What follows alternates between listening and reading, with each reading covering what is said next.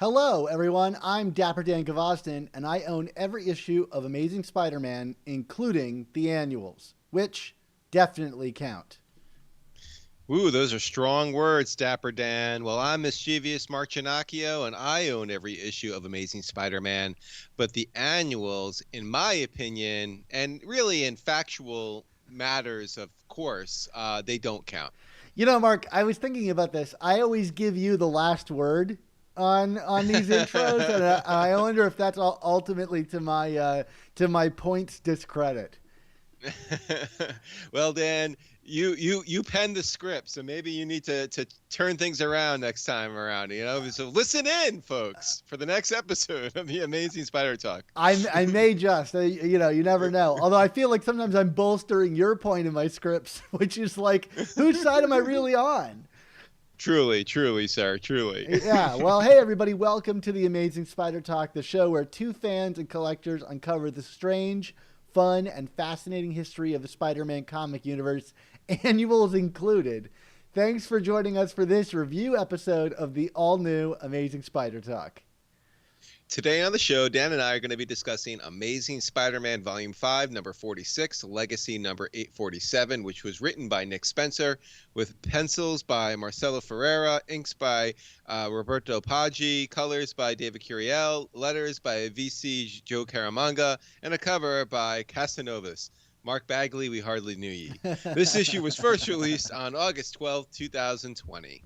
Well, let's just start there, Mark. I mean, look, I should probably follow the solicits a little more carefully. I mean, this wasn't really a bait and switch, but boy, was I expecting like a 6 issue arc with Mark Bagley. But it turns out he's only doing like 3 issues in this arc. Right, which also makes no sense because, anybody who has followed Mark Bagley's career over the last we working on 30 years now, close to it. I mean, the guy is like, he's the fastest gun in the West, right? I mean, like, this guy can draw issue upon issue. He can do probably a 6-part arc in about 6 weeks. Well, maybe I'm exaggerating, but the thing is, the guy works fast, and you would think like a story like this, he can probably crank this out in his sleep. So, are we just changing things up because is Bagley the fill-in? Who knows? And that's kind of that seems to be the story with the art when it comes to Amazing Spider-Man over the last year or two. It's who knows, right?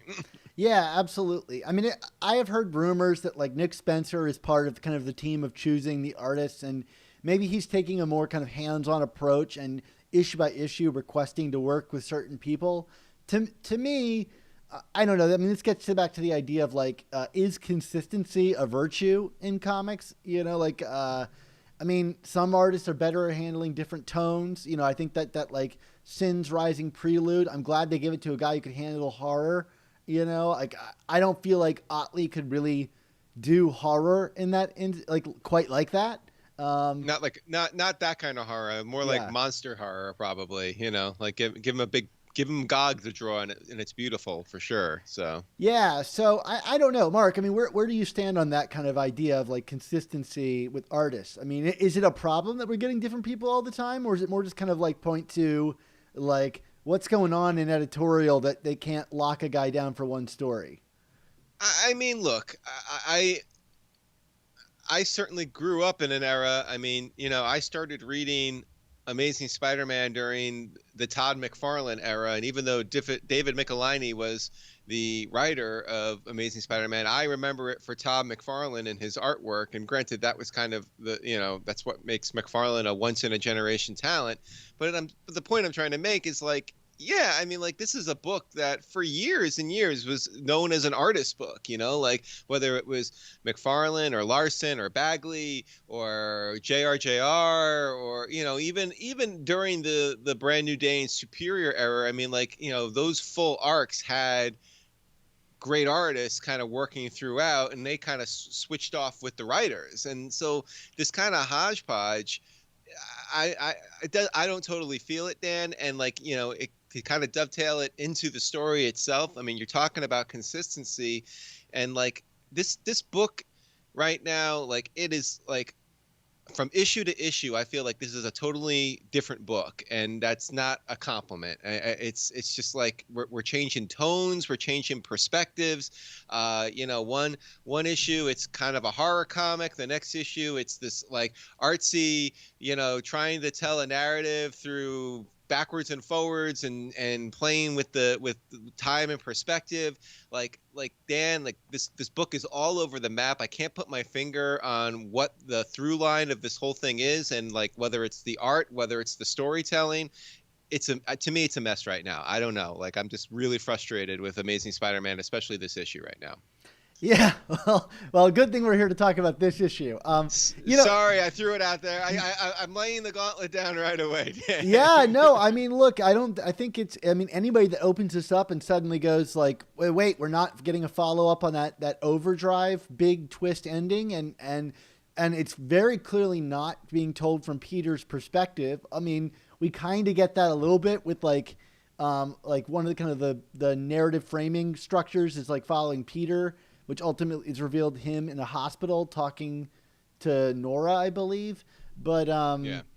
or not Or Nora, Carly. to Carly, Yeah. And I mean, I think that's like there's a couple things going on in this issue, but I think even more than that, like I kind of wanted to like get your feeling on this because for so long we've been trained as a comic audience on these kind of like 6-issue arcs where and for a long time it was really deconstructed arcs, like 6 issues to tell a story you might tell in 1 issue in like the Silver Age, and in a way I feel 2 ways about this book. I think I agree with you completely, which is that like, what the heck is the tone? Whose perspective are we coming at this from? We like last issue just praised being inside of Peter Parker's mind, and in this issue we don't get any internal monologuing. That's being expressed a different way through this kind of almost like journalistic approach. And I think, yeah, it's all over the map. But then like I also am like, am I reacting to how I've been trained to read issues? Does he want us reading it 1 issue at a time? I don't know, because I kind of like the singularity of like, I feel like there's something kind of concrete about each of these issues, even if they change and fluctuate constantly. And honestly, I think that's more aggravating to me than the kind of narrative joy I get out of like seeing like one structure kind of completed in each issue. But there is something to like the lost art of like making each issue feel like its own unique thing.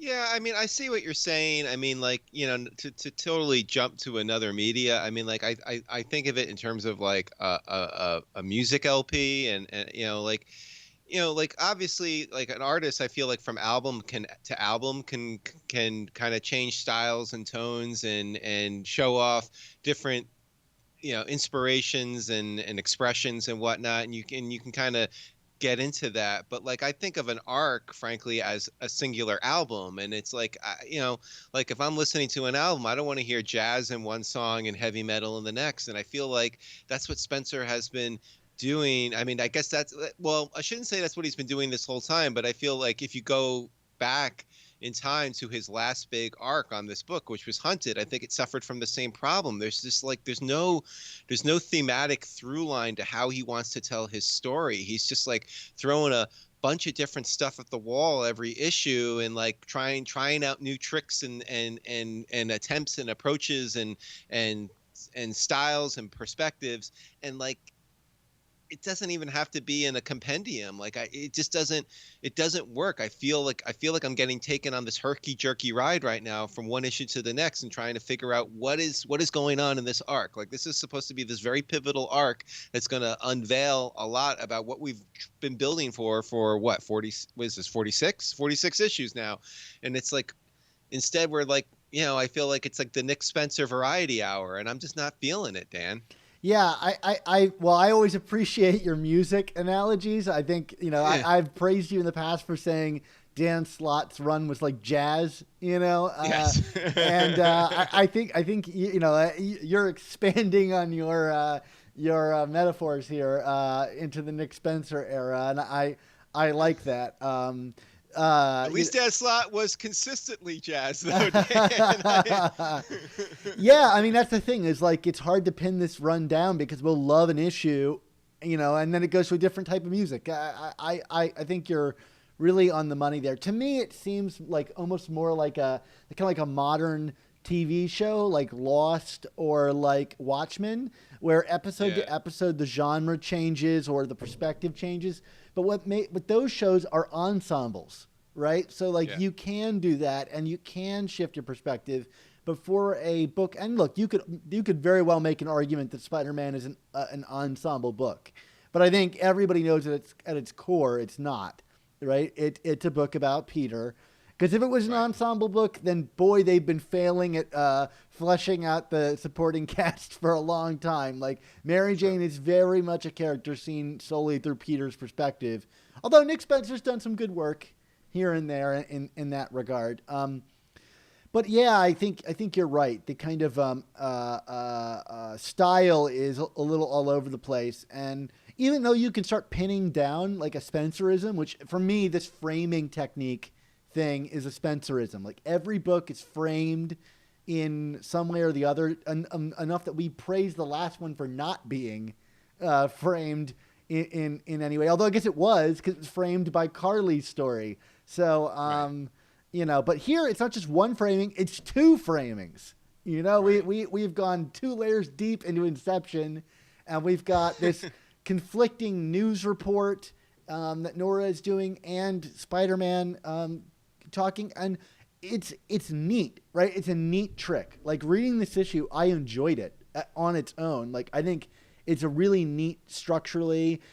There's some interesting updates to the kind of plot, if you will, or the kind of like where this story is going with the Sin Eater. But it's hard to stay engaged because you don't know if they're going to follow up on the thing that you're caring about from issue to issue.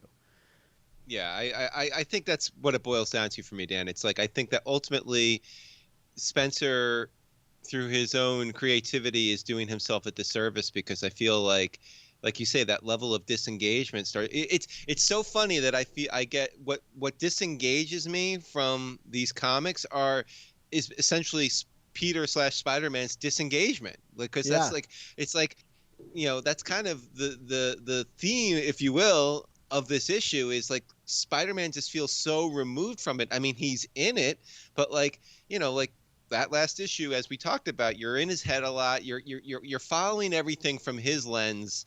You're not questioning what's real, what's being warped by someone else's point of view, because it's Spider-Man's point of view. And this, because he feels like a spectator in his own story, and it's like I'm spectating Spider-Man's story. I don't want to spectate him spectating. Like that takes me out of it. I mean, I feel like you saying disengagement is hits the nail on the head, because I feel that in telling stories this way and kind of changing that focus from issue to issue, even if there is things that are creatively, artistically well done and well executed, it's hard for me to stay engaged and follow it through, because I'm like, well, you did something totally different 2 weeks ago, and then what are you going to do in another 2 weeks? Like, are we going to get the Jonah story? Are we going to get Count Nefaria? You know what I mean? Like, what's happening here? Yeah, and you're not even speaking metaphorically. Like literally, he's frozen as a statue in the battle after like a moment and can't do anything to stop it, right? And we kind of already commented on that last issue with the Sin Eater, which is like, Spider-Man, the Sin Eater outright tells him, "I'm not going to hurt you. That's coming later," So like we know that the stakes aren't about Spider-Man; they're about everybody else, and so that's really hard to kind of get all that engaged in. Although I think there's a little bit of a wrinkle here. Like I think that the Sin Eater is playing with Spider-Man's kind of like guilt and his role in society a little bit in ways that we can talk about. But no, you're not wrong about that. And yeah, I mean, it's funny because we would often knock Slott for not being writerly enough, right? And not trying to elevate his work in any way, and kind of just relying on some oftentimes kind of like not schlock, but like really kind of not evolving stories. Yeah. And when he did writerly stuff, we would praise him because he often knocked it out of the park. Nick Spencer seems too writerly. Like, I want some classic, basic Spider-Man stories because when he does that, he does a really good job. And it's like, again, it's somewhere in between is this magic point, and both of them only hit it here and there. But I feel like Nick Spencer is working way harder at this. And yeah, he could just take a chill pill, and I think he'd be better for it. Yeah, no doubt. So let's talk a little bit about Sin Eater's plan here, and then we can of course talk Sure. about Peter's, what the end game is for Peter. I mean, so it seems that this hell gun or whatever that weapon that he's using. I mean, in addition to making it look like he's actually blowing these people up by shooting them and kill, slaughtering them, but he's basically taking away their powers and is instilling this sense of like fear and I mean, they're basically becoming who Stan Carter became in the second arc that Peter David wrote back in the 80s. Like they're kind of becoming like these hardened criminals are becoming like these sniveling, powerless, remorseful beings, which is a pretty interesting spin on what his powers are, I guess. Yeah, I think that's really cool. I mean, not only does it kind of call back to that, and I like how that information is kind of doled out to us, because at first we think like, oh, he's actually doing a good thing. And then you get that interview with Count Nefaria that kind of like twists things around, which is like he would do anything to switch places and be dead, essentially, because like living is a torment. And I kind of knew where it was going. Like as soon as I was reading that, I was like, that's just like Stan Carter. And then, Nick Spencer shows an image of Stan Carter and has Spider-Man reflecting on that. And I'm not sure what I'm meant to take away by that. I don't know how you felt, Mark. Like I was like, am I supposed to feel like, because in that story, Spider-Man didn't believe that the Sin Eater had been reformed, right? Everybody else was like, oh, Stan Carter is fine. He can be reintegrated into society. And Spider-Man was the one holdout. And are we supposed to kind of hold that against Spider-Man? Because in this case, he seems right? Like it seems like all of these villains are kind of on a path to committing suicide in a few issues from now. Right. Which, by the way, I guess also negates our idea that maybe this is all illusions from Mysterio, because I don't think the illusion would go that far. Do you? I mean, it seems a little odd. No, and actually, I went back and reread the first Sin Eater arc this week just because I felt like, he's definitely going to make some allusions to it that maybe I missed, because, him, mm-hmm. He likes to make really specific references. And the first image of the Sin Eater that appears, he comes out of kind of green smoke like that.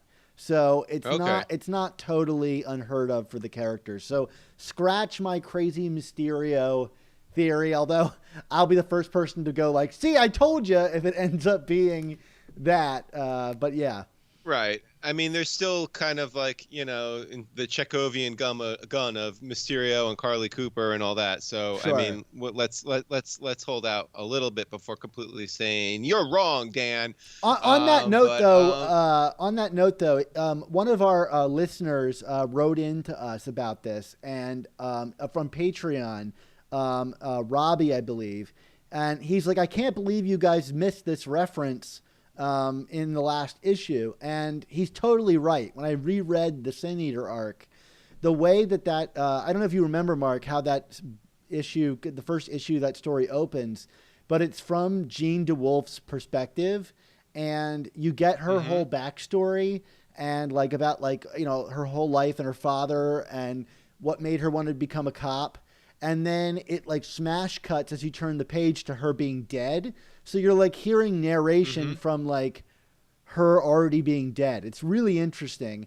And it's exactly mirrored, even in like the panel structure, by the stuff with Carly here. Although Carly doesn't end up dead, it's Overdrive who is dead on the table. So that was definitely intentional, and I missed it 100%. But and I have no idea what he's doing there unless there's like some he's going to kill Carly off or something like that, and it's going to be the new person. But I have no way of saying. But yeah, anyway, that was a reference I totally didn't pick up on. So I'm sure there's all kinds of things going on here that we're not immediately seeing.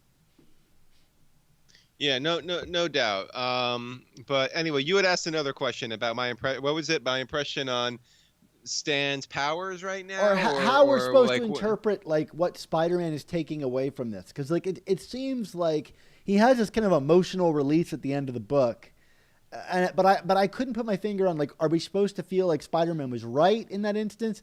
He refers to like his own sins, like he knows that he messed up or something, but like he ended up being right? Like Stan Carter was Yeah, still possessed by the Sin Eater in the second arc of the Sin Eater, right, right? right. Yeah, no. Yeah, I see what you're saying. I mean, it's an interest. Yeah, I mean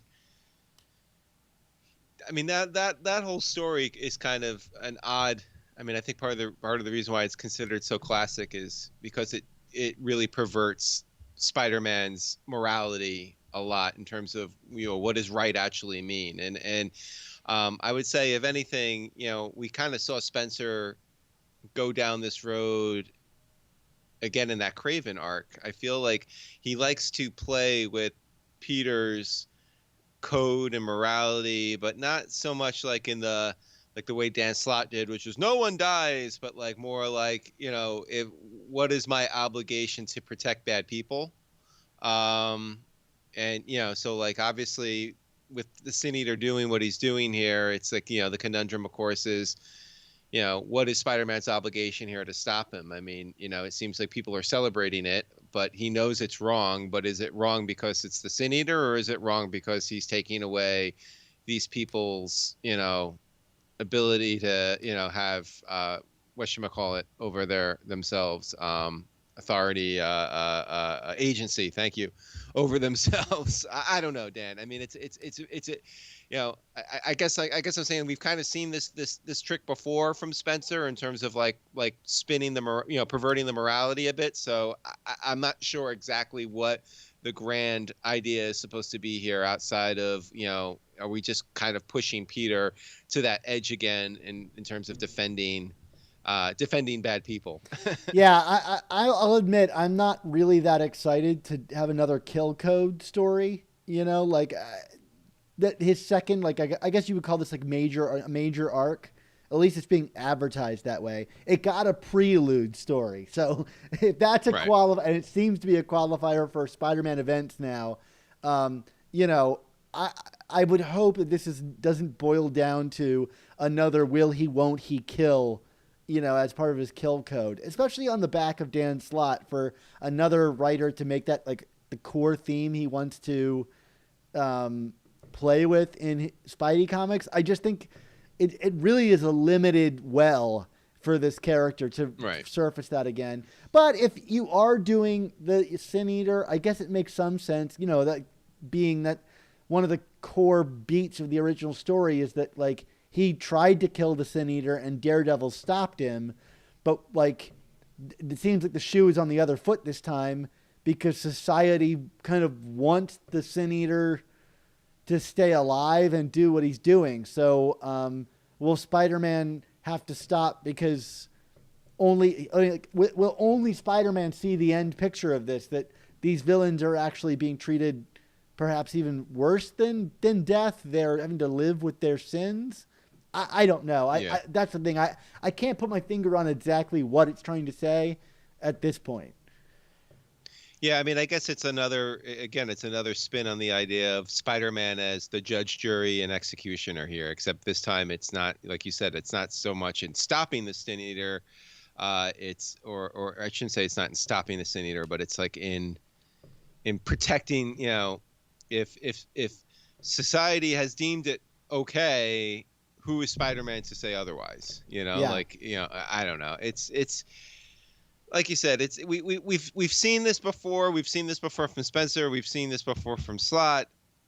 I mean, I don't know. Like, I feel that there are other stories we can tell about Peter and his personality and his morals that are far more interesting. But I guess we're gonna beat this one down a few more times before people move on from it. It seems to be kind of all the rage over the last decade or so. So let's keep going with it, I guess. What do you think about the Lethal Legion themselves? I mean, they're kind of an odd choice, but I thought they did a good job of kind of setting these guys up. And if you're going to have anybody lose their powers, I don't think anybody's going to be like crying over the Lethal Legion getting taken out. Yeah, for sure. I mean, it's kind of like, we need a name, but it can't be that big of a name. You know what I mean? Like, yeah, I mean, it's an interesting thing. I mean, Count Nefaria actually is kind of fun, and so kind of seeing him get reduced to this sniveling coward, it was a bit of a shock. But I'm actually kind of curious, and if I'm jumping too far ahead here, I apologize. But like, why is Overdrive the outlier here? Do you have any theories on that? Because they're basically saying like all these other characters have recovered, but Overdrive is kind of still in the ICU and hanging by a thread right now, even though we saw him at the end of the last issue kind of shock himself alive again. Yeah, I mean, ignoring the kind of like weirdness that we're getting the same cliffhanger 2 issues in a row, which I find kind of annoying, especially having him kind of relapse into this coma off panel. I mean, that's not the most annoying thing. I don't really have any theories about it yet at this point.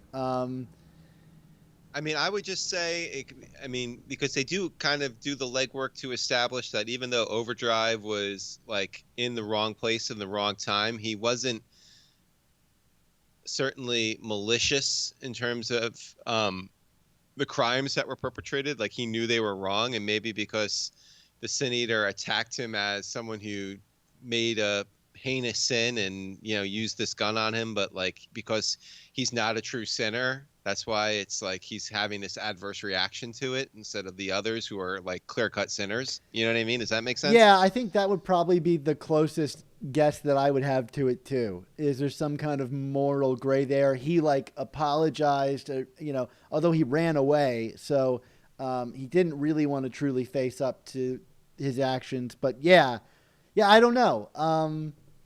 I mean, I guess he seemed the most moral of anyone else here. You know what I mean? Like, I don't know. I could see Spencer pulling like the sins past thing as like it could be like I don't know if you ever read the War of Jokes and Riddles, the Batman story that ended up being all about Kite Man.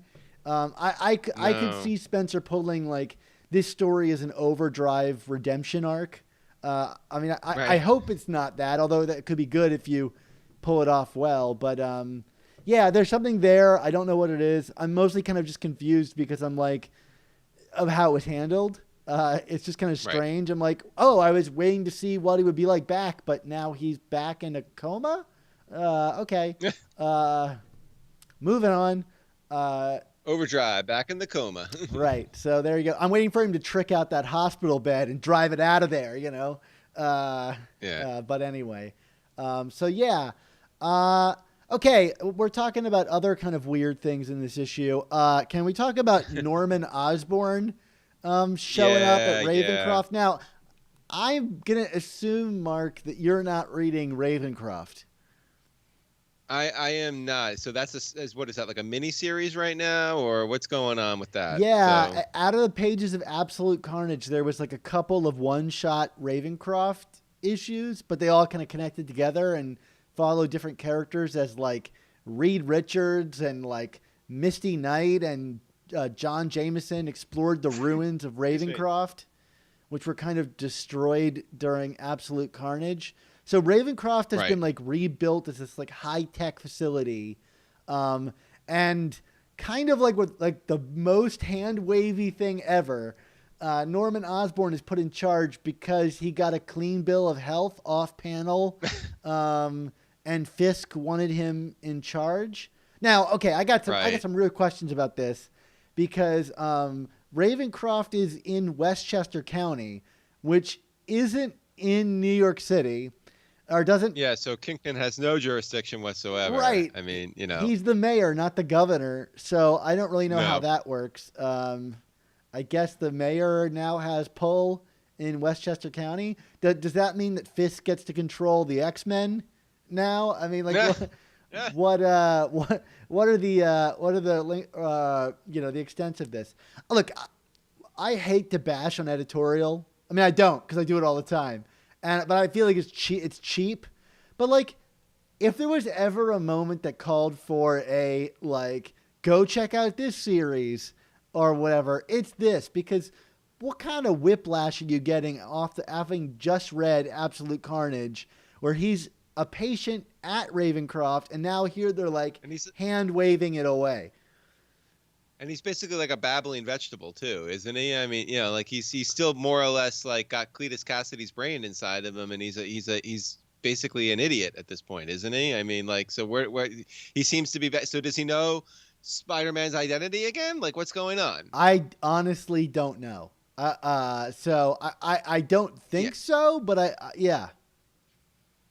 Yeah, it's pretty crazy, and I mean, beyond that, like I mean, so see, I didn't even know about Ravencroft, so like that's a whole other level of like what. But like I had texted you after reading this issue, kind of like this Nick, I was asking, are there editors? And like I was thinking more in terms of like whose idea was it to like, and now here's Norman Osborn, you know what I mean? Like, because that's just what this story needs right now is Norman Osborn, and he seems normal, but without any explanation, and it's just like, wait, what? Like like we're already trying to follow all these moving pieces with Stan Carter and the Lethal Legion and Nora Winters and Carly Cooper and Overdrive, and now like here comes Spider-Man's arch nemesis to just kind of casually walk in and be like, I'm in charge of the super prison. And you're like, what? It just like there needs to be a filter and to trim this down. Like this shouldn't all just be in one issue. I don't know. Maybe I'm being a little sensitive to how much we want to jam back into an issue. I know we got called out for that once, that, I should never be criticized for telling too much story, right? Yeah, I mean, like at the same time, it's like, did no one in the Marvel Universe remember Siege? Like, does no one remember? Like, I mean, that's the thing with Norman Osborn. It's like, if you're this character, they need to have better ways of hand waving that people don't remember Norman Osborn. Like, let him be a fugitive. Like, let him. But in my mind, one, this is the status quo, I guess, and two, they got to set him up for issue 50 because God knows issue 50s have to be either him or Otto fighting Spider-Man. So, because that book is going to sell.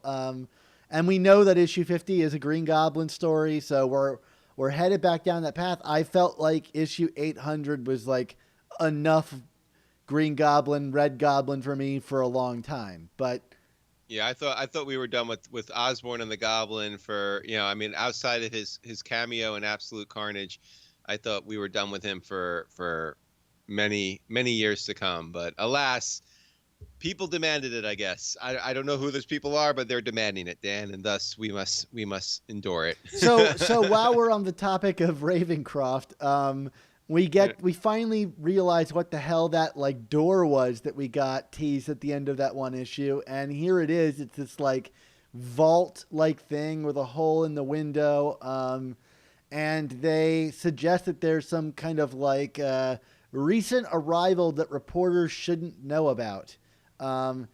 Any thoughts? Like what kind of a villain would necessitate that, would be in capture right now and taken to a mental institution like Ravencroft? Like, does that ring any bells for you?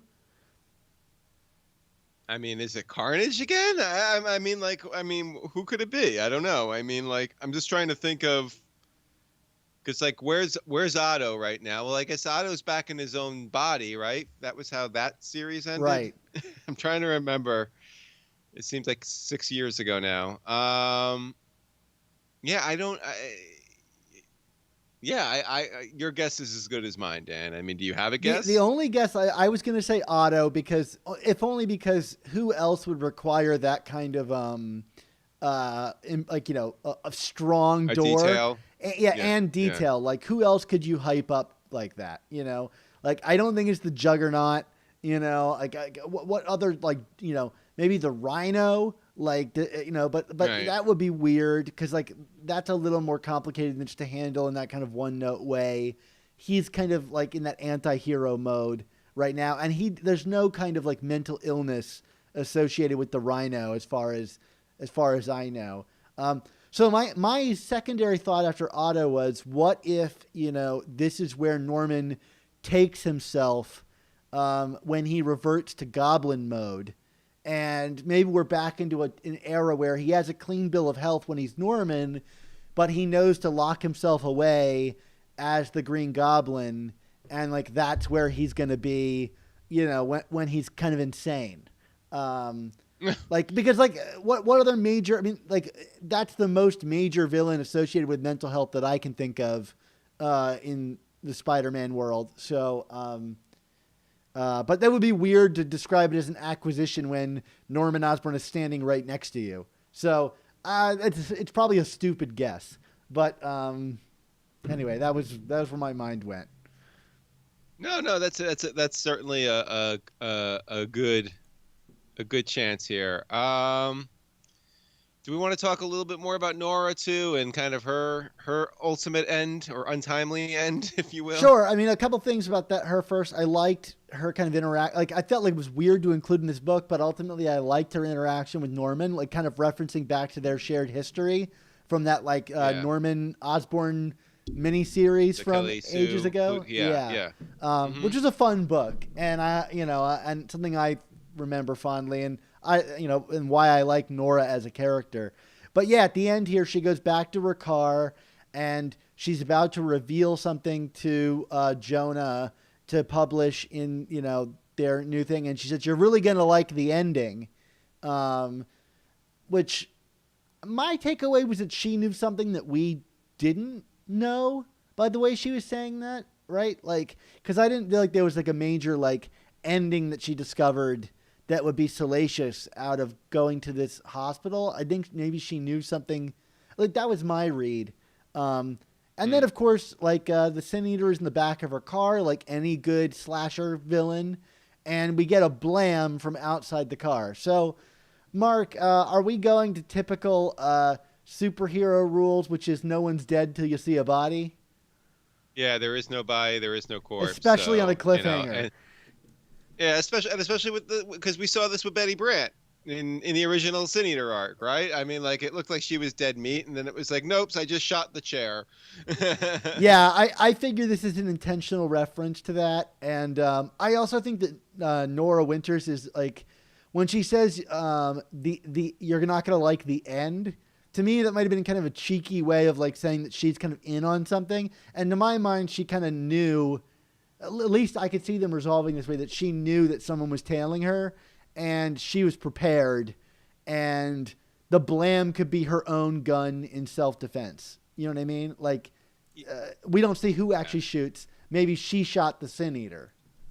True. I mean, all I can say on top, like as a cherry on top of all that too, and shame on me for trying to kind of psychoanalyze the creator here, but I feel like Nick Spencer has made it abundantly clear in both how he's written and even I think in some interviews he's given that he likes Nora Winters as a character. So I don't feel like this is a way he would write her out of the book.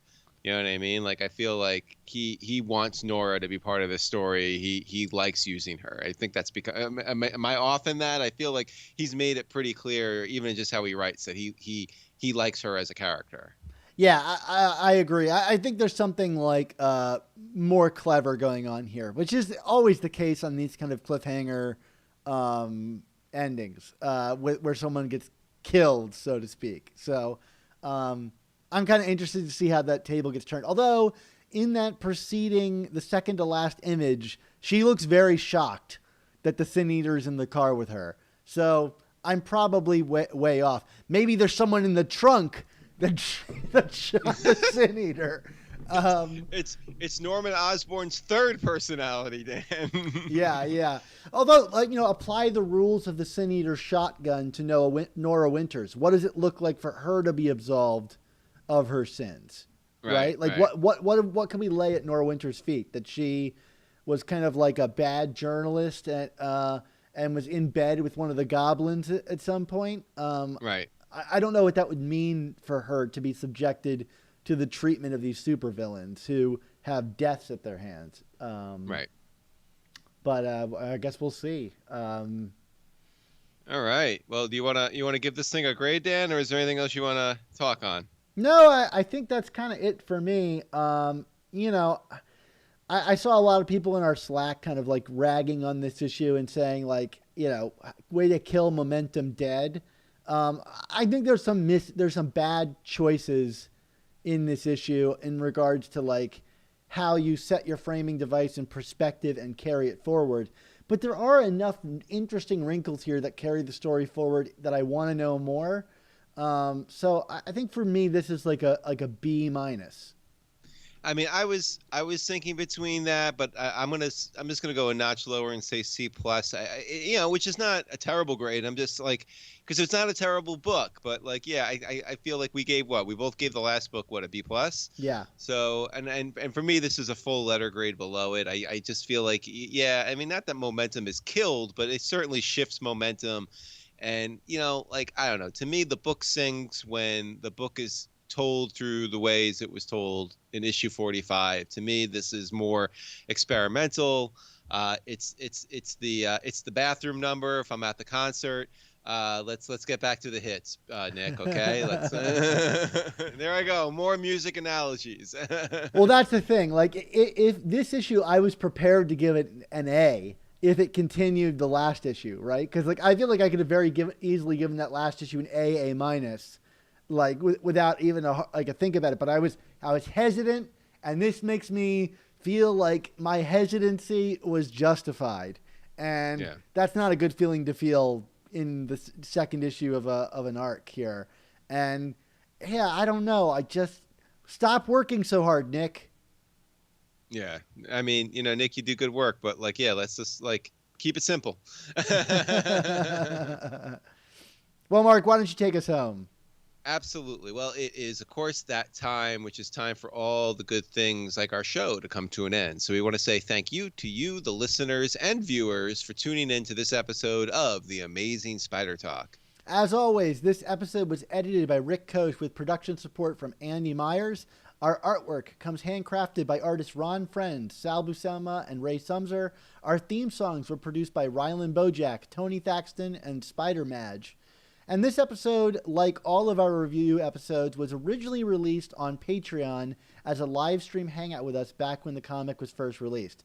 So, if you'd like to help support our show's continued existence and these reviews while joining us on the live stream and getting these reviews weeks ahead of time, why not head on over to our Patreon and sign up and join us? Absolutely. So Dan, what else we got? Yeah, I don't know. I mean, we're still kind of on break at the current moment, and I'm looking forward to kind of seeing where our journey takes us. But it's been fun to talk about this issue with you, Mark. So, heading out of here until Norman Osborn and Nora Winters get a daytime talk show together, what is our credo? Wow, that would be quite the show, Dan. Our credo is, of course, with great podcasts, there must also come the Amazing Spider Talk. See you, everybody.